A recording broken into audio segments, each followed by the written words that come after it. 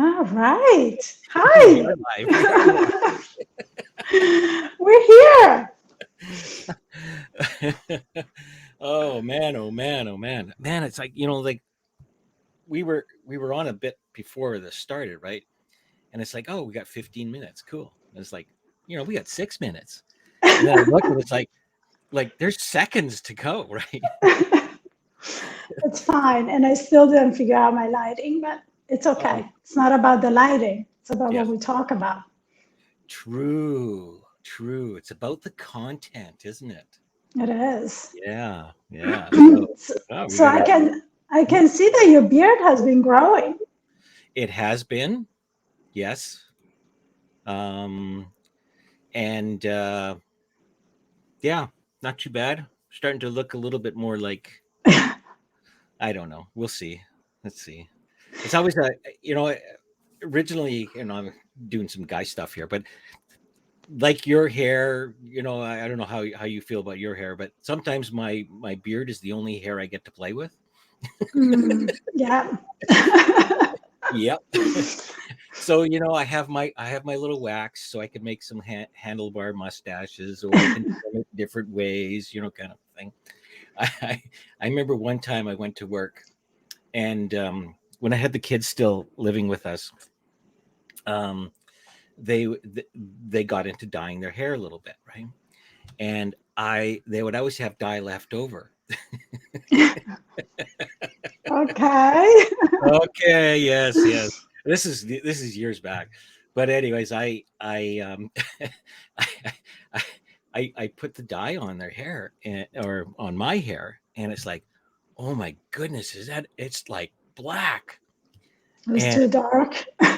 it was way too dark. And then it looked, because I had more of a kind of a whitish beard, it really looked funny. So from going from, best case to worst case, I also noticed that my eyebrows were a different color. Like everything was just out of whack, right? So I'm putting this dye, not only on my beard but also on my eyebrows. I I went to work, and I want pictures. my goodness, yes, talk about being the center of attention. I want pictures of you going to work like that. Do you have any? In my uniform. No, with you with a dyed beard and Oh, the dyed eyebrows. beard, maybe, just maybe. Yeah. So But it's remarkable what like how far we can go to just change the way we look so that we can feel comfortable, right? yes. And then you said like, I'm starting to look more like, I don't know, and like the first thought that came to mind was like your familiar self. Oh, Right? well, yeah, and I know when I shaved it off. I remember the very first time I shaved it off, over having it on for close to 15 years plus, and it was sort of like, huh, like you look a lot like your uncle. Like I started to see a lot of, and of course, then there was some thinkings about my uncle, and it kind of led me down a different path, kind of a thing. Um, and people would say, man, you sure look a lot like your dad now. And I'm going, really? I still could not see it, but and that's the funny thing about appearances. People see more of you than you will ever see more of yourself, kind of a thing, right? From Absolutely, yeah. Yeah, You're absolutely. just looking from the inside out. You're not Yes. looking at yourself. No, no, no, no. And well, we're very tough on ourselves too. Well, look at me. I could not go to work with black hair. Like, it's like, what could I do, right? So I made it even worse, and made my whole face, well, all my hair black, and it's like, and they were questioning. Everyone's looking at me, going, "You didn't." I said, "Yeah." Okay. How long did it take for the dye to come off? Like Well, two. about 3 weeks. About 3 weeks. And I washed twice a day, just to. So let's just get into a little coaching conversation. What did you learn from that experience? Well, I learned to accept life as it was being presented to me, in the sense that, now that's more philosophical. I'm speaking, several years into that future, right? At the moment, it was, you know, I I've always had this thing about age. Like I Mm, remember, as growing up through all the various stages, like from a teenager into the teen, into the 20s and 30s. Um, I always kind of projected and looked for examples that were sort of older than me. And it's sort of, I don't know why I got into that particular habit. It just seemed like a habit, that I would look at people that were like 10 years older than me and going, oh, well, 10 years ain't, 10 years in the future doesn't look so bad, mm, right? And then when I got to that age, it was another, I was looking at people, and I've always had older friends, so to speak, in general. And uh, which, as a teenager, that kind of could get you into a little bit of trouble. But as I grew older, I always looked for other examples of people that were sort of 10, 20 years ahead of me, and sort of said, oh, well, if that's kind of what the future looks like, well, that ain't bad. As if I was trying to, project what my future would be like. Now, in hindsight, there's no way I could have predicted that I'd be on a talk show with you, from somebody that's in New York, um, live. There's absolutely no way I could have predicted anything like that. So, yeah, it's kind of fruitless to even yeah, attempt. such a waste of time to try and like predict the future, but yeah, we do it all the time, All right? the We're time. constantly doing that. Yes, So, yes, yes. And it's water, by the way. no judgment if it's not. No, well, others might. I know you don't. You don't. Yeah. So So, you had a good week, hey? I had a pretty good, I had a tough week. I had a tough week, but Okay. it became a very good week because of what I learned from it, Oh, right? interesting. Interesting. Isn't it always the case, right? When you're going through it, you don't like it. I didn't like it at all, especially because it had to do with my daughter getting hurt actually Oh, right after our conversation last week. uh-oh. And, I think when things like that happen, you really are tested in your humanness, right?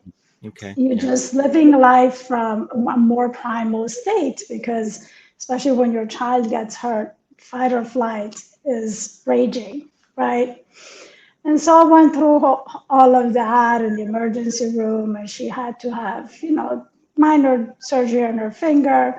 Oh It was dear. traumatic and Yeah. difficult and upsetting, right?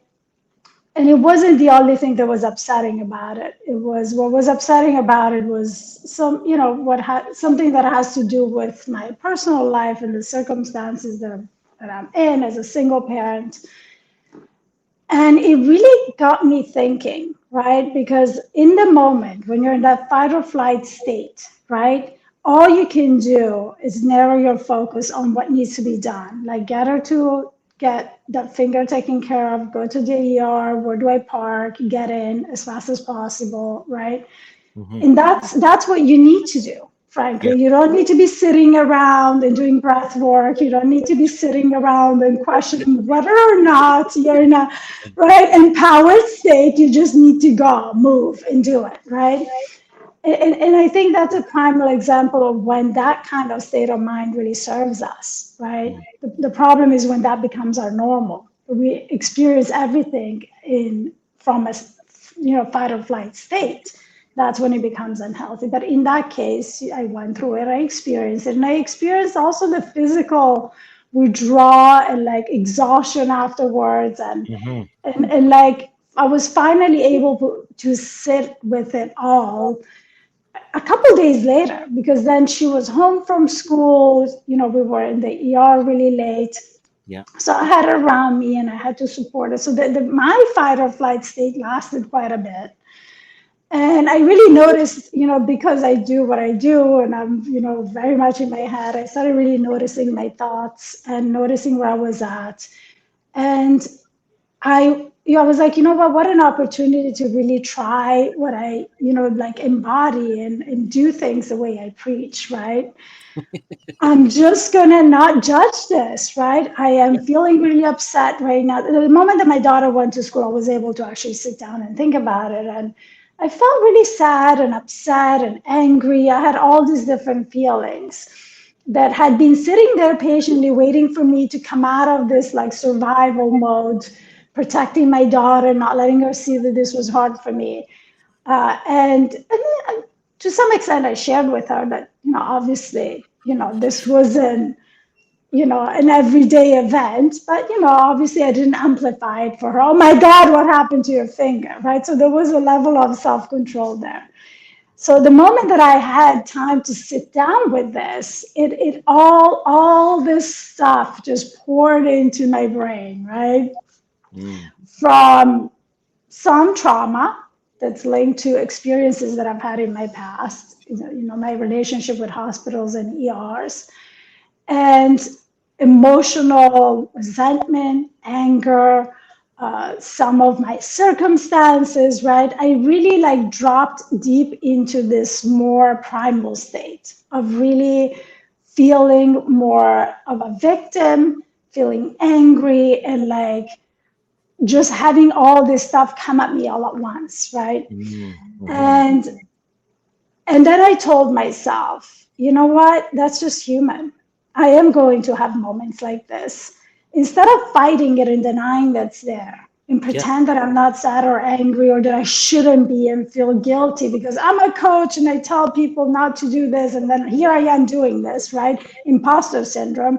I told myself, you know what? This is going to happen. No one has control over this. Just sit with it and let it express. Yeah. And that's what I did, right? I just paid attention to my thoughts. I yelled at my chair, empty chair technique. I love the empty chair technique. I just shouted all Poor that chair. anger. That poor chair. I know my chairs have had it. And I just let the anger, what needed to come out. And it's fascinating. Every time I do this, what happens next? When the anger and all this like more surface feelings just are able to come out and be expressed, what comes up next is sadness and tears, Mm. right? And then I was really able to kind of look at that sadness where it came from and I realized, with some of the sadness, it's not just this current circumstances, it has to do with something that has happened in the past, that the memories that are sad to me, right? So I was able to kind of process all of this, right? Mm-hmm. And then I was left with this not, I don't want to call it a problem, but with this big thing to look at, right? Sure. Sure. How do I express my anger, right? And now yet I still have feelings towards other people's behavior, right? And I know that I have no control over what they do, right? No. No. You There's don't. nothing I can do about what they do. I can be angry about it, but that doesn't serve me. And now that I've expressed it, I'm just left with having to accept that, right? So, and I just sat with that, and nothing really came up until I think it was yesterday. Yesterday morning, I was coaching someone, and I was talking to her about her circumstances where she, often feels frustrated towards, like a loved one and their inability to change or their behavior or being stuck in a certain way and really hoping that one day they'll get to do the work, right? And I came up with a perspective that I think is going to make it. And that's something that I've been working on myself in my personal life with people that I love, like really not attaching myself to their change or their inability to change or feel bad or frustrated. Right. And so I started really looking at it from a different perspective, right? I don't even know where it came from, but I started thinking, what I do know where it came from, but it's all coming together, right? What if we look at this as if we're all in this greater plan together, right? We Okay. all believe in oneness. Let's assume that you believe in oneness. Maybe you don't. I do. Yep. So if we're all one, then we're all trying to evolve and go to the same place, right? And so when we look at the people that we love and the people that have landed in our lives from a soul perspective, we're all there for each other for a reason, to help each other accomplish a certain goal or evolve in a specific way, right? And so I started thinking about it. What if this person in my life that I love, that cannot change, that keeps hurting me, or that is just stuck and hurts himself or herself, what if this person's purpose, soul's purpose, was to facilitate my change? What Mm. if their role was to just play this role so that I could play my role, so that Ah, I could go and accomplish greater change in a maybe in a different way than from a human standpoint I can see and conceive, right? Or project, right? mm-hmm. And what if I could just accept that I don't know, right? That I don't Ooh. know and that I'm not in charge of what their purpose, their mission, their soul is doing, Mm-hmm. and just trust that they are, we all are doing what we're meant to do in this moment, at this point, And at the best, from the best way that we can, yeah, from an evolutionary standpoint of where we're at on a soul level, sure. right? Yeah. And so that to me really put things in a different perspective, really helped me detach from the attachment of wanting the person to change, wanting the person to do the work, or wanting them to Mm. reach a different level of evolution, right? Or get unstuck or like feeling frustrated towards it, because it gives it a different and higher meaning, right? Absolutely. It's to me, it's like we're all pieces of a huge puzzle, right? And so when we just look at our own little piece or that little piece over there, that's that person, we're really not seeing the whole picture, right? And to me, this concept is really trusting that we're pieces of this great puzzle. And eventually, when you put them in place where they're meant to be, the picture will become clear for all. But we're all a Well, part of it, as much a part of it, right? major goosebumps. Major goosebumps. Um, Yeah, so it was absolutely. good. Yeah, no, I Yeah. mean, I even love the analogy of the puzzle piece, right? Like we're a puzzle piece, and yeah, we aren't clear on what that full picture looks like, but we do know that we are holding on to a piece of it. And and I read something really interesting this morning too in one of the books I'm reading, where the message was um, so much like you were saying about like we talk about toxic relationships, we talk about people that are pushing our buttons all the time and things like that, but the way you are your new perspective on that kind of aligns with what this person was saying in his book about um, it's not about getting rid of the people that are not vibrating at the same level as we are, right? That yeah, it's really nice to be able to hang out with a lot of people that are at the same level, right? You have really what feels like empowering conversations, and you know the whole idea of oh, we're all both on the same wavelength, but nothing new or grows from that, right? All we really do is pat each other on the back and that kind of thing, and kind of, but it's really about exploring the nature of, I'm not going to say conflict, but just things that are not quite in sync with us, right? And I am a firm believer in that. Like I remember reading in the Celestine's prophecies, it kind of had that flavor of people come into your life for a reason, right? So stay curious and open. It doesn't mean that you have to like the behavior, but stay curious and open, and see how that puzzle might fit with one of your pieces. Yeah, no, That's really cool. That's really cool.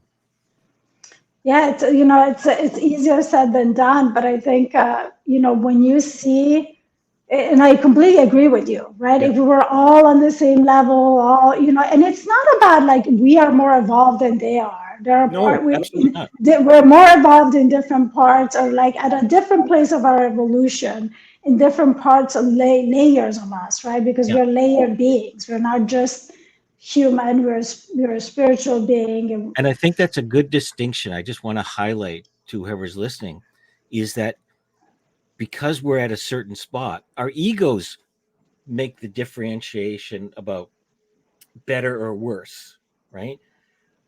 But if you take the ego out of the equation, no matter where we are, we're still that unified force, right? absolutely, we're all made of the absolutely. same stuff, right? So at that plane, in at that level, we're all equal, Yeah. right? It's only And our in, ego that feel and in fact, I think that when we are challenged, the person or the circumstance or what the event that is challenging us is what we need to learn. It's what we need to solidify, right? Mhm. It's what we need to, it's very easy to philosophically talk about all this stuff, but it's an Yes. opportunity to walk the walk, right? Well, and that is key, right? Because and that's where I think coaching, I'm going to put a plug in for coaching, right? is that it it creates the atmosphere and sort of that willingness conversation about actually having the client explore for themselves. Like I often tell my clients, don't believe anything I'm saying, right? Like go out and explore it for yourself. See what it's like, and then you will know because we are all unique expressions of sort of the same material, but you need to find you. And that's why yeah, I do fall into the trap, and I do recommend a few things, try this, try that. um but really it's coming from my perspective, but they have to find them. They have to do you, right? And that's really about exploring, and it's like experimenting. It's like, oh, okay, well, I see that. I see how that works. Much like what you did. Like you weren't afraid to explore something that you don't know. You know?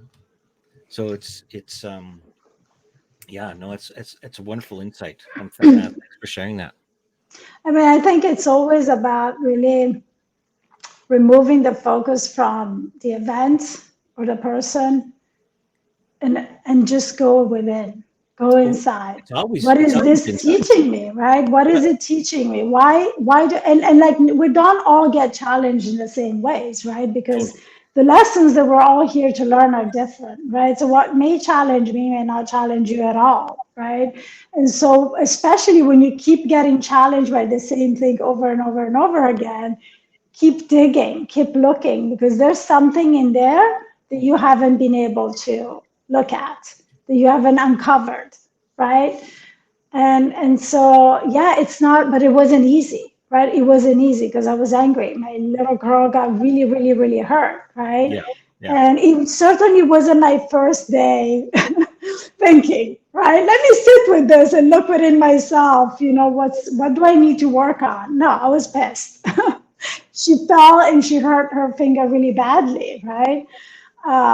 And I think there's something to be said about that too. It is okay to be human. It is okay to be angry. It is okay to be emotional. It is okay to just have a bad day and be open about it. well, yeah, and like I've Sid Banks is another author I've followed in a lot of his teachings too, and he says one of my favorite quotes from him is that if if we only learned to not be afraid of our experiences, in other words, or afraid of our feelings, that alone could change the world. Like if we weren't afraid, like because when we there's this tendency that when we notice that we're angry or something, we feel like, okay, we need to do something about that. I need to calm down. I need to, well, maybe it's just the opposite. Maybe you need to allow yourself that flow, because what resists does persist, Yeah.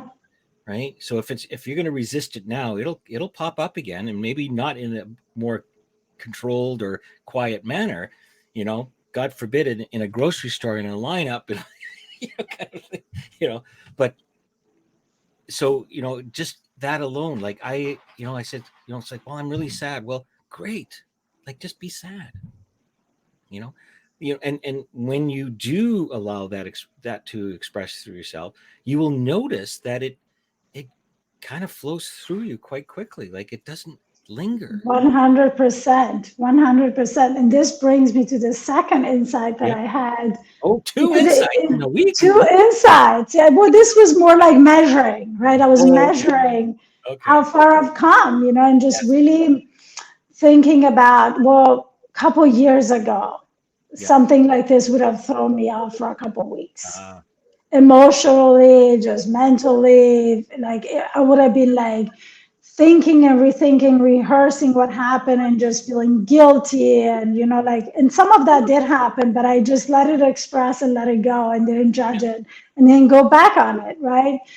And I was like, you know what? It really took me like a day and a half to go through something that I think it would have a couple of years ago, something that would have literally like depleted me for Hmm. weeks, right?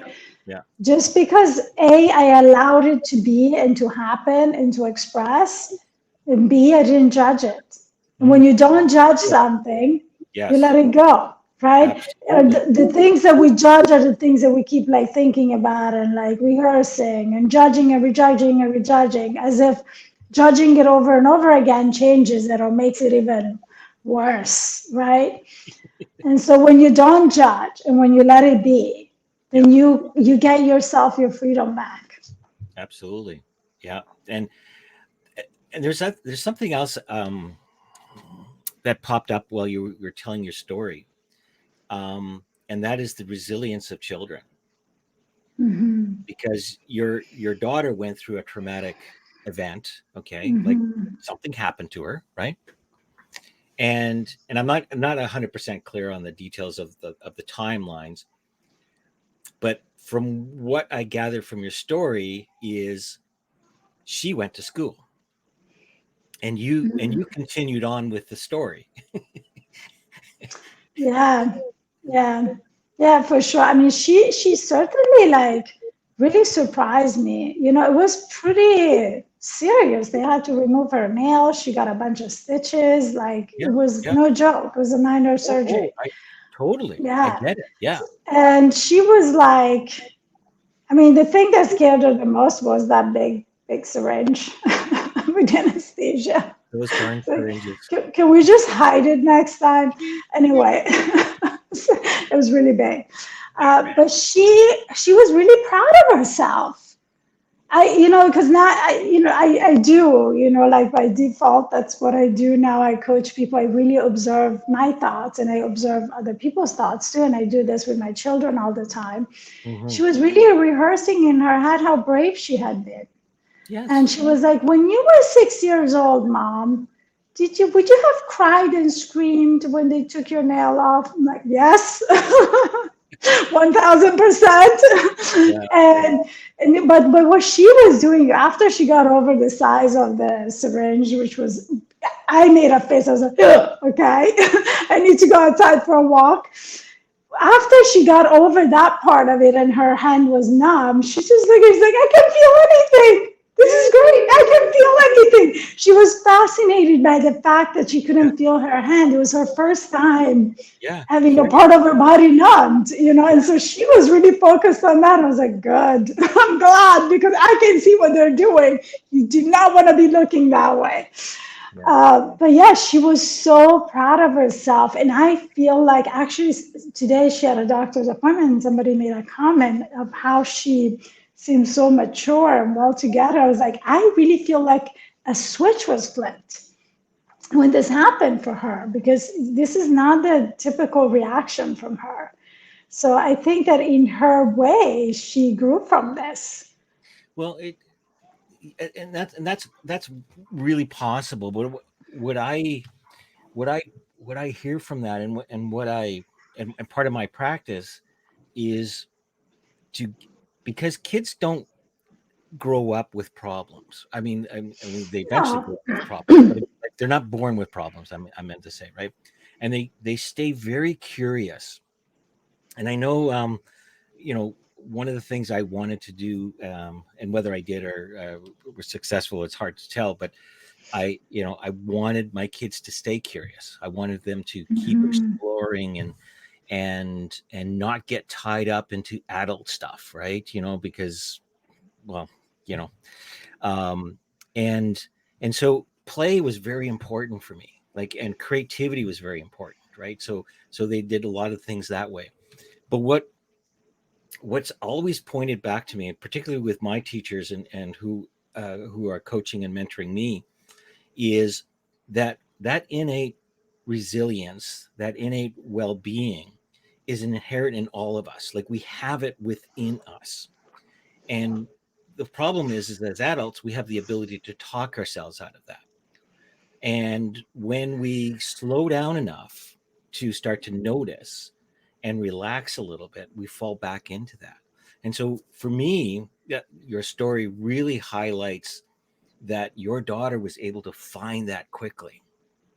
She was finding it within Yeah. her, right? Yeah. You you don't you don't grab it or get it. You revisit it, right? So she was able to, and it was so neat how she was curious that, oh man, this is different. It's like it's numb, right? And and she'll have a bit of a scar or whatever, right? But she was able to carry on, which is, to me, the biggest sign of resilience ever, right? And I'm often, particularly with some of the clients who have had that I deal with, have had real traumatic events in their life, are still hanging on to those events and not able to carry on, not able to go back to their school, whatever that school might be, as or back into their life. And and yeah, so to me, it just validates, what your daughter demonstrated is within us all, right? We might have layers and layers and layers of whatever Mhm. we've built up over the years, and as coaches we tend to, remove and note it, remove them. But we always, it's like it's a cloudy day, but something keeps telling you that there's still a sun behind those clouds, Mhm. right? And your daughter, to me, validated that point. Yeah. Yeah. She was really exceptional, and she's literally so proud of herself. I'm really enjoying watching her. Yeah. But she loves the attention too. Let's Well, just be fully honest, right? Because now mommy has to do a lot of things for her that I didn't do anymore, right? But she's also very proud of the things that she's able to still do. So, and I love to really focus on that with my kids, right? Instead of yeah. amplifying, oh my God, what happened? That stupid bench shouldn't be there, right? Instead of really talking about that, I really helped her focus on, they're going to fix up your finger. It's going to heal, and look at how courageous you are. And, like, really focus on the fact that you look at you, how hard you're working in writing because it's her right hand, and you're doing such a beautiful job writing in spite of this finger. So really model that for them because they have it in them innately, right? We Oh are yeah. the ones that put in all the criticism and all the, like, correcting them, et cetera, et cetera. So they Yeah. already are wired to just be present. They are, and so and so are we. We just seem to Yeah. forget that part all the time, right? Now, in the beginning of your story, you talked about the event itself, and that's worth highlighting too, because as a paramedic, we're kind of, we deal with situations quite similar to that, on an ongoing basis. And people often ask, how can you do what you do? I could never do what you do. Mm. And I don't challenge them, but I also know that they could.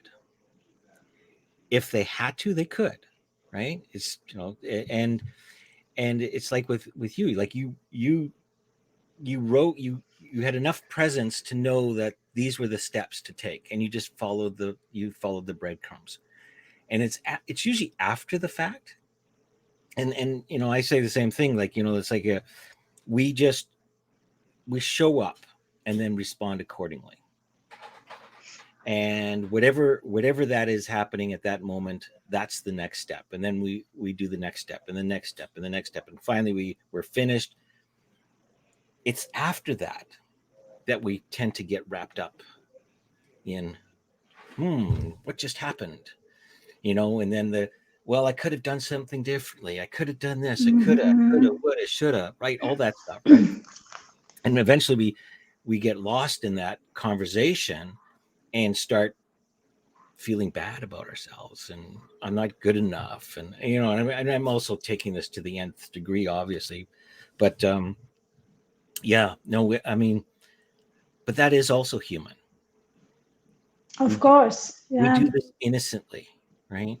And I think half of what I do is inviting people to keep noticing that, be the observer of that, because it's from that place, that's when you can actually make some significant difference for yourself, right? It's not about techniques as so much as more about noticing first, right?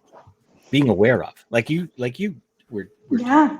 I mean, I think that to some extent, especially in situations like this, when an accident happens, when something like that happens, right, when you are truly in fight or flight, there's a level of rehearsing that and revisiting that, that's part of the processing of it, right? Because in the moment that you are just acting and doing what you need to do to survive, you're not processing any of it, you're just surviving. Yeah, And so it's important to actually revisit it, but revisit it from a more empowered state, like to really, okay, let's look at what happened and really acknowledging, well, I did this well, and this is all I could do, right? It's the moment that we get lost in like the shoulds and coulds, and like you were saying, the moments that we start criticizing ourselves that we could have done it differently, only if I did this, only if I did that, right? That's a moment that becomes unhealthy. But totally. I think Yeah. some part of that is crucial. You need to process it, right? Well, Well, what happened? Wait a minute, right? What happened here, right? from a learning perspective, Yeah, right, yeah. it's helpful, particularly if you're in the field of caring for others, right? It's like, we have these incidences where we go back and investigate calls that didn't quite go the way we had planned them, for Mm, whatever reason, right? So we go back to see, okay, so what part of our thinking created that, right? Or it could be what part of our training wasn't mm, wasn't quite up to par, right? And so they were actually quite informative, because it wasn't necessarily pointing or putting blame on any particular person for the outcome. It was really kind of, okay, what part of our training was short on that, or made it so that that's what ended up happening. Or maybe it was our culture. Maybe, we've had incidences where people felt that it was not up to them to speak up, mm, because of the created culture of hierarchies in licensing levels, and in, well, I'm a doctor and you're just a nurse, and that kind of a thing, right? The good thing is that over the number of years, I think I would say at least 10 plus years, that has all been changing. It's been really more about a team effort, regardless of who's the lead in the call. If you see something, you call it. So it's helpful to reflect, but when it becomes a habitual, and mhm. then of course it's attached to a bad feeling, then you've got some issues developing.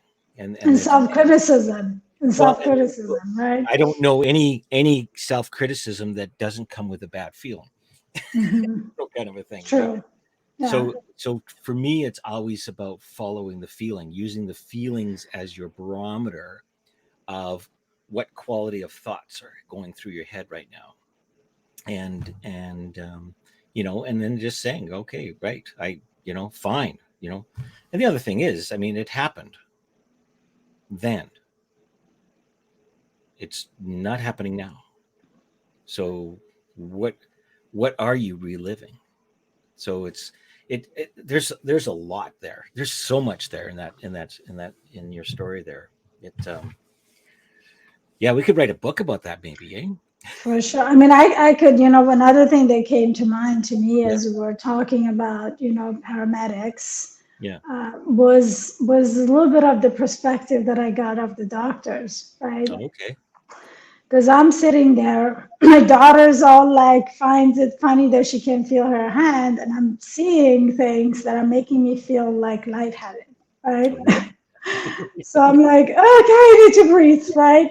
yeah. And then I'm just observing how this doctor, fairly young, is completely unfazed by any of it. Like just fully focused on what he has to do, right? What Yeah. he's performing a minor surgery on this little finger. Yeah. And he's completely unfazed by it. I'm like, I almost fainted. And then really got me thinking about how professionally this can be a challenge because eventually when you see it all, I really thought to myself, he's seen it all. Of course this is not traumatizing to him, but it is to me, right? Sure. Well, it's something new to you, right? I mean, It's something new to me, but I really thought about, wow, this is his normal, and when something becomes normal, just like our thoughts, just like our realities, or just like seeing people bleed and like with missing limbs or whatever it is that he sees, right? We stop noticing it. It stops affecting us. It becomes our normal, right? And so I really started playing with this idea. Like I haven't really gotten anywhere, but I think often, especially I live in New York City, I have felt towards certain doctors that were not very sensitive. That were mm, low, cold, and detached, right? mhm, Just mhm. and it has always bothered me, right? And for the first time, just I don't know, observing this guy and having the thoughts that I was having and being curious and looking at it from a different perspective, and knowing what I know about trauma, because I've been doing a lot of reading and research on trauma in the last couple of years, I realized that's just a coping mechanism too for them, right? The need to be detached from that is there. It needs to be there because if he was like fainting every time he had to do that, Well, then my totally. daughter's finger wouldn't get fixed, right? So yes, it really got me thinking about how does someone like that process this, right? It's got to be different than the way I do, right? Well, 100%. And I know from my perspective as a paramedic, I mean, the one thing that we were taught, and I believe it still is continued to taught, is that you can't take the last call you had into the next call. Yeah. You have to go in with, for lack of any better description, an empty mind, like with no real expectations going in, is the best place to be. So in other words, regardless of what the dispatch or what you feel what you're going into, you really need to have a very open mind, right? Yes, you need to sort of like, okay, you've got a kind of a hint, but so often we're told we're going to something and it turns out it's not the same thing. And matter of fact, it could be even worse, or in some cases it's a lot less. So using a lot of extra energy anticipating what the future might be is detrimental to patient care. So for to get into that zone state, we have to let go of whatever we're going into and then show up fresh, and Mm-hmm. be curious, right? So what you see, whatever's in front of you. Now here's the part that kind of conflicts with some cultural thinking, because in cultural thinking, particularly in EMS, or first responders, it's all about be prepared. Mm-hmm. Well, you are more than prepared for the, like, it's particularly mentally, right? And the zone has often been described as you just do what's necessary, right? For some reason, you just know that that is the next step. That is the next step. And when you reflect back on it, you realize, but there wasn't a lot of thought that went into that call. And yes, some people say, well, that's just because you had a lot of practice or whatever. But for me, it's always been that fine balance between the skills and knowledge that you have acquired through your experiences and training, and then the sort of intuition and wisdom, being open to seeing what is the next step. So Mm-hmm. I find that the more traumatic the call, it just seems like you get more into it quicker. Um, because this, yeah, don't. And some of the lighter stuff, because you have a tendency, you can relax a little bit or not be worried about too much. More personal thinking gets in the way, and that also gets detrimental, right? So yeah, I mean, Mm-hmm. your doctor's kind of in So that zone, interesting. right? He's kind of in that zone, and and again, yeah, when you realize what has just happened, you have to let go of that. You have to, whatever technique you call it, compartmentalize or put it aside or whatever, or, you know, you can't drag that into the next call because, and a lot of times, dispatch understands that and say, do you guys need a timeout or anything? Do you want to take a break? Mm-hmm. Right. But I often found myself personally, and this is just me personally, I wanted to get back in the truck. I wanted to So, do. so, so what you're describing to me sounds very much like the more critical the situation that you're responding to, and the more amped up your own fight or flight is, because it's time of action doing, right? Responding to what's presenting itself and being really logical, right? In your logical brain. But when it's not so bad, then obviously you're not as, worried, or, you're not in that same zone and with the same intensity. And so you there's a little bit more room for your mind to kind of wander and start analyzing and stuff like that, instead of just tapping into what you know and doing, which is what like, fight or flight, or like, situations where there's need for an immediate response, doesn't give you time to think. You just do what you know from the knowing that you have, and the skills or And the whatever it skills, is, right?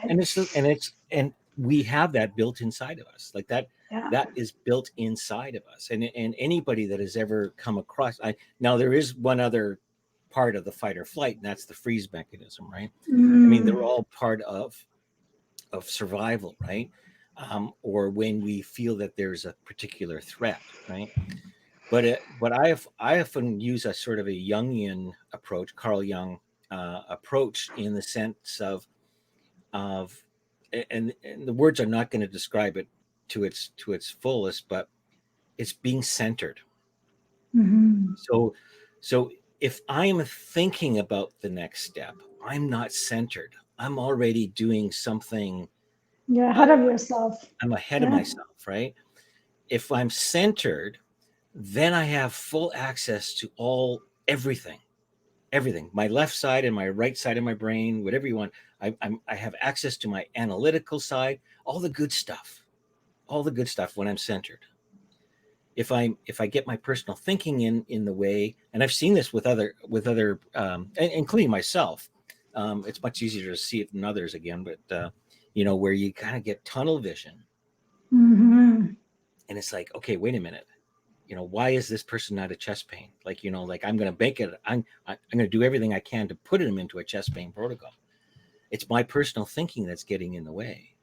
But if I Hmm. center myself and say, okay, well, what is there? What do I need to show up? Oh, look, it's a cut finger. It's got bleeding. You didn't have to think to put something on there. You just knew Hmm. that You something needed. just knew. Yeah, Yeah. you just knew, right?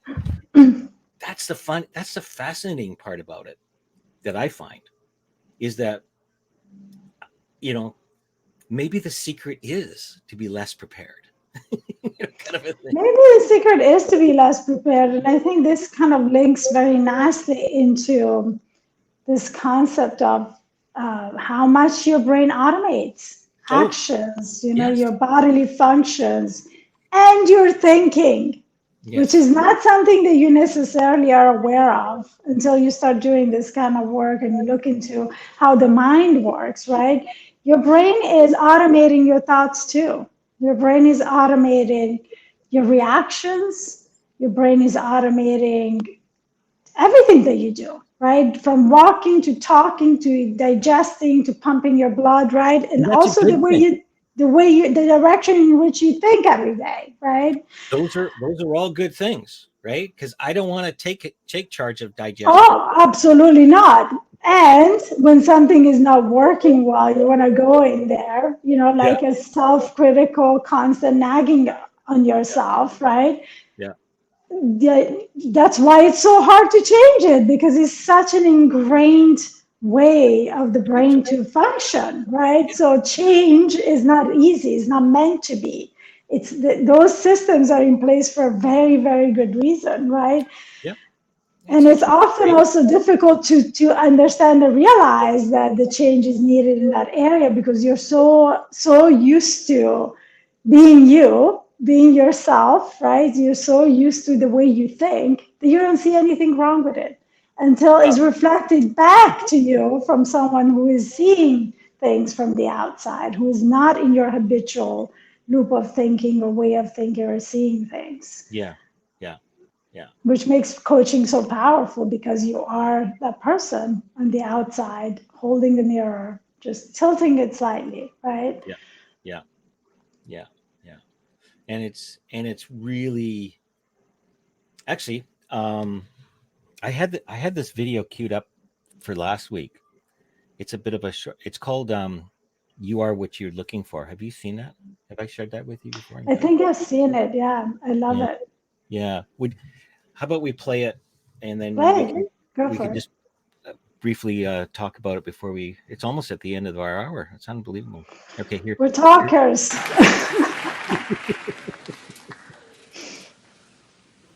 I Hang on. learned something that was really impactful for me, which is that your capacity to love others is limited only by your capacity to love yourself. And that's what inspired this piece of poetry, which I call "You Are Who You've Been Looking For." You are who you've been looking for. So stop looking for more unless you're looking in a mirror, because it's about time for you to see clearly that you are who you've been looking for. And that empty feeling you got, that hole in your chest, you only got that feeling because you think you're not blessed with everything you need. You see, we live in a consumerist society, which means they need you to buy stuff. And the easiest way to sell it is to tell you you're not enough. Buy this car, you'll get girls. Buy this bra, you'll get guys. And we're seeing it so much that we start believing these lies. But the truth is, the makeup they're selling to make you feel prettier is the same makeup you buy to stop feeling shittier about this lie they keep telling you that you are not enough.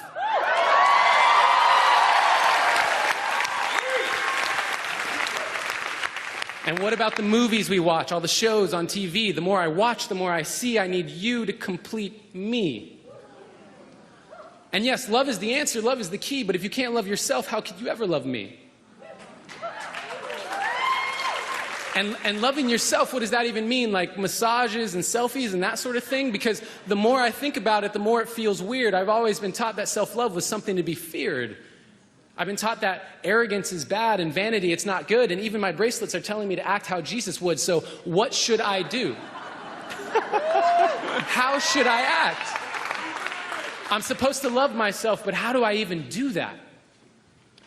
Well, I got a trick that I picked up from a friend who noticed that I was quick to defend her when she would say something negative about herself.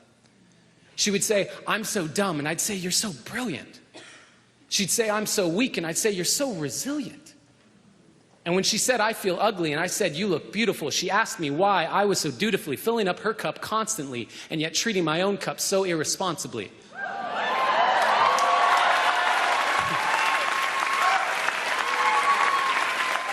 Because when I looked in the mirror, my voice was quite clear. You're ugly, you're too thin, your hairline's receding, you got a pimple on your chin.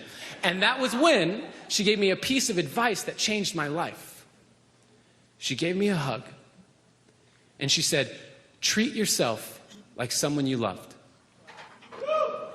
Treat yourself like someone you loved. Now, I had been standing, but I needed to be sitting because I couldn't believe that I had been letting myself keep forgetting that I was who I'd been looking for.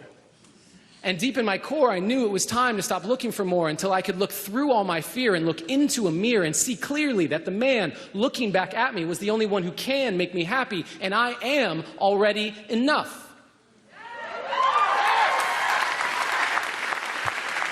And I am not any more special or unique than you. That is why I'm here to speak to you. You are already enough.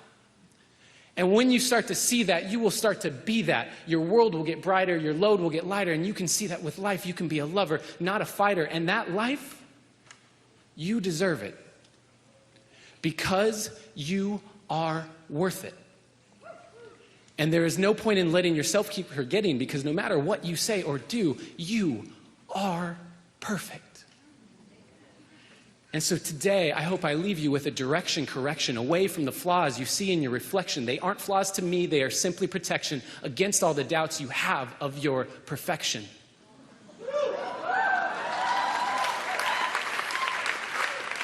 So start today. Take a good, long look in the mirror and say, I am who I've been looking for.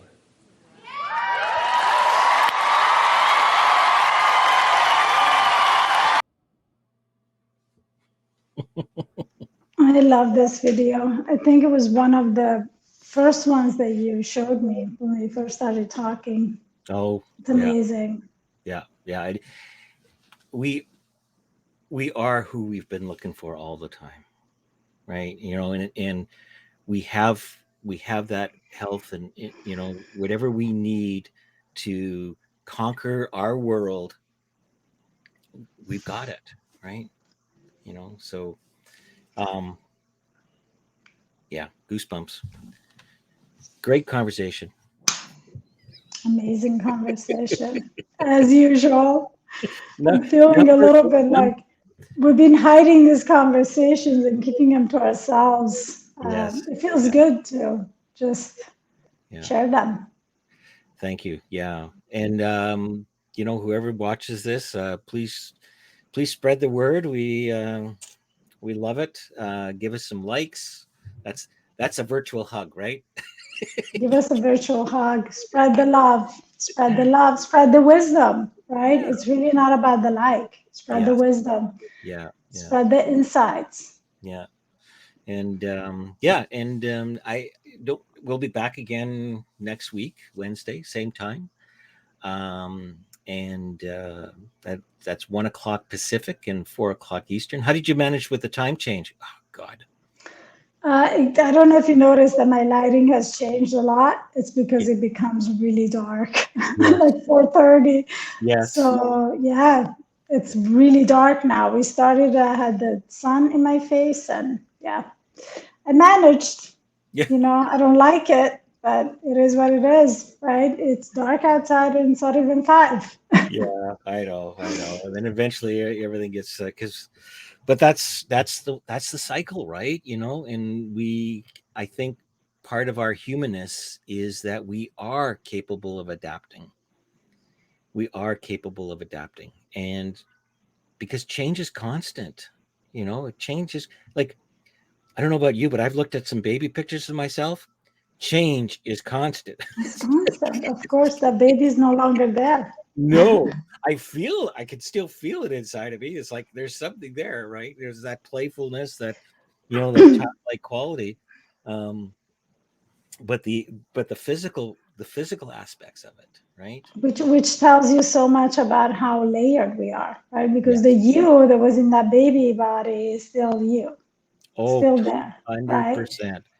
Yeah. So Yeah, and I know we're almost at at our end, but anyways, thank you again. Thank you. Have a great week, and everybody else have a great week, and hope to see you next week. Looking forward to it. All righty, All cheers. right. Bye bye. Bye bye.